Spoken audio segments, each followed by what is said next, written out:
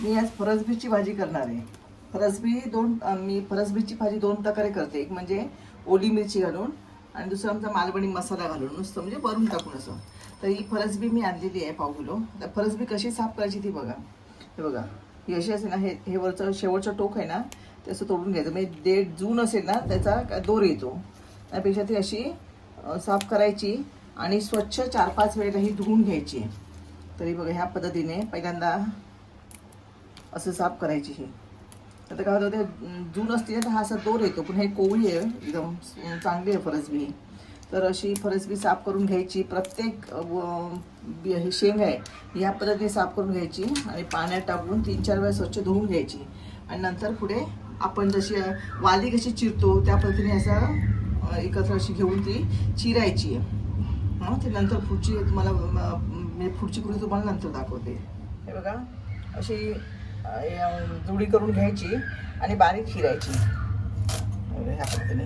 जशी आपण वाली दाखवल्या तुम्हाला चिरायच्या त्या पद्धतीने चिरायचे. तेव्हा कोवळी आहे ही, त्यामुळे जास्त त्यात काही त्रास पडत नाही आणि दोरे पण येत नाही. तर अशा प्रकारे ही सगळी फरसबी चिरून घेते मी. आणि ह्याच्यामध्ये एक बटाटे घालणार आहे. थोडी भाजी वाढते मध्ये आणि वेगळी चव येते बटाटा घातल्यावर. एक लहानसा मीडियम आकारचा बटाटा. आणि हे बघा, इथे फोडणीसाठी हा एक मोठा कांदा आणि 3 मिरच्या आहेत. तिखट मिरच्या आहेत म्हणून 3 मिरच्या घेतल्या आहेत. कारण मिरची घालून मी भाजी करणार आहे. जशी वालीची भाजी लागते ना त्या पद्धतीनेच ही भाजी लागते.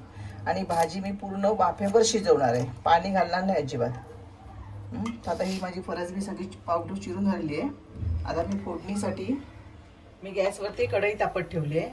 त्याच्यामध्ये आता 2-3 चमचे तेल घालते. कारण हे बघा, याच्यामध्ये 2-3 चमचे तेल घातले. वाफेवर शिजवायची भाजी म्हणून थोडंसं तेल जास्त घातलंय.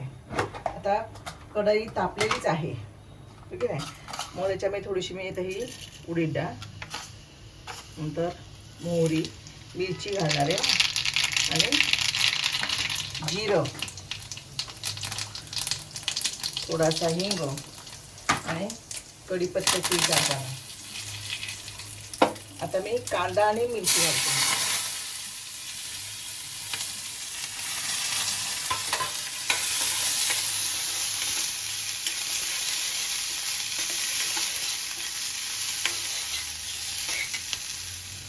आता थोडीशी हळद. आपण चांगले परतून घ्यायचे.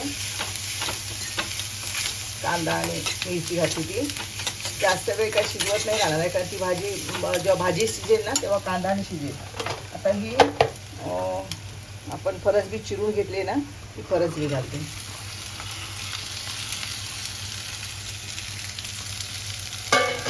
ती पण चांगली परतून घ्यायची. त्याच्यामध्ये उडीद डाळ घातली ना फोडणीला, त्यामुळे वेगळा सुगंध सुंदर असं छान वाटतं बघा. कधी पण दोडक्याची भाजी असेल किंवा पडवळची भाजी असेल, आपण मिरची टाकून करतो ना, तर थोडंसं त्याच्यामध्ये उडीद डाळ टाका. आणि हा बघा, बटाटा मी एक छोटा, जास्त मोठा नाही, छोटाच बटाटा घेतला चिरून, तो पण घालते.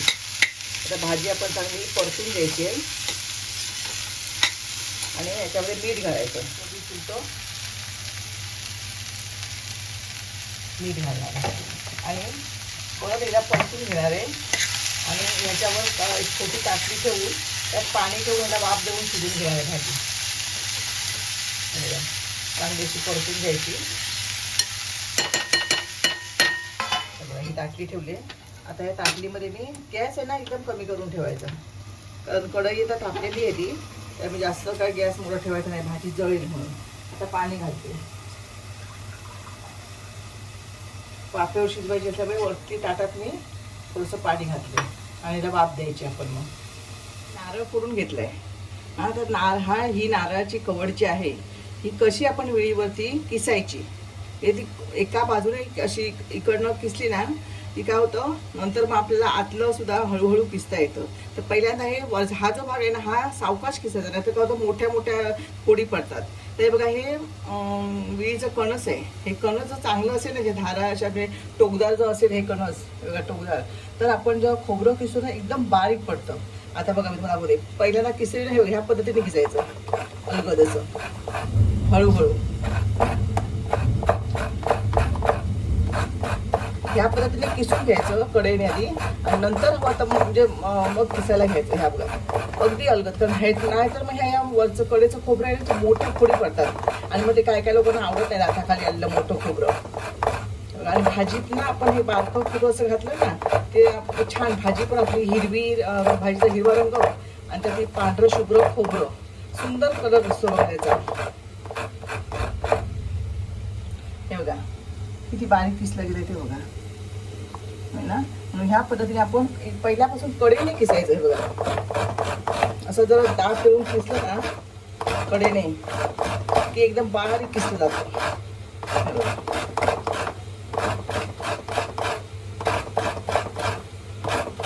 कडेचं किसून झालं हळूहळू आतमध्ये नंतर मग किसत जायचं. ही सुद्धा एक कला आहे ते बारीक खोबरं किसण्याची. आपण जेव्हा मोदक वगैरे करतो तर आपल्याला बारीक खोबरं लागतं ना ते खोबरं आपण अशा पद्धतीने किसून घ्यायचं. त्याला खाऊन घेणं म्हणतात खाऊन. कसं खोबरं संपूर्ण ह्याचं किसून आले ते बघा एकदम थोडंसं राहिलंय आणि खाली बघू शकता तुम्ही. हे असं आपण एका वेळेला एक वाटी किसून ठेवली ना डब्यामध्ये भरून तर ते आपल्याला पटकन भाजीसाठी किंवा आमटीसाठी असेल तर वापरता येते. म्हणून अशा प्रकारे मी हे प्रत्येक नारळ फोडला ना की एक कवड आहे ती किसूनच डब्यामध्ये भरून ठेवते फ्रीजमध्ये. त्याला काय होतं 2-3 दिवस आपल्याला स्वस्त येतं. तर अशा पद्धतीने हे बघा खोबरं संपूर्ण किसलं जातं आणि एका साईजचं आहे बघा. कुठे तुम्हाला मोठा तुकडा दिसणार नाही. आता सुकलेला नारळ असला म्हणजे कुठेतरी कपची पडली आहे पण तुम्ही बघता बघा हे कसं खोबरं येते. आता आपण बघूया भाजी आपण वाफवून ठेवली होती अजून थोडी वाफ द्यायला पाहिजे त्याला. शिजली नाही ना बटाटे शिजली की समजायचं भाजी आपली शिजली बघा. बटाटे थोडीशी शिजायला हवी होती ना. आता आणखी 3-4 मिनटं आपण या शिजायला वाफ झाकण्यात पाणी ठेवून त्याला वाफ द्यायची आहे बघा असं. नंतर खोबरं घातलं की आपली भाजी तयार होईल. 2-3 मिनटं झाली आहे बघा आपली भाजी तयार झाली आहे बघा. दिसतंय बघा बटाटा शिजलाय पूर्ण भाजी पण शिजून पूर्ण तयार झाली आहे. आता हे मी किसून ठेवलं खोबरं ते खोबरं घालते आणि थोडीशी कोथिंबीर. आता आपली भाजी ही तयार झाली आहे. किती बघा 10 मिनिटात भाजी आपली तयार होते. जास्त वेळ लागत नाही. अशी आपण ही मिरची टाकून भाजी केली ना ह्या पद्धतीने मिरचीऐवजी आपला जो मालवणी मसाला आहे तो घालून सुद्धा आपण भाजी त्यांची केली फरसबीची खूप छान भाजी होते. बटाटे घालायची वेगळी चव लागते एक सुंदर अशी म्हणून बटाटे घालायची. ही आता माझी फरसबीची भाजी तयार झाली आहे.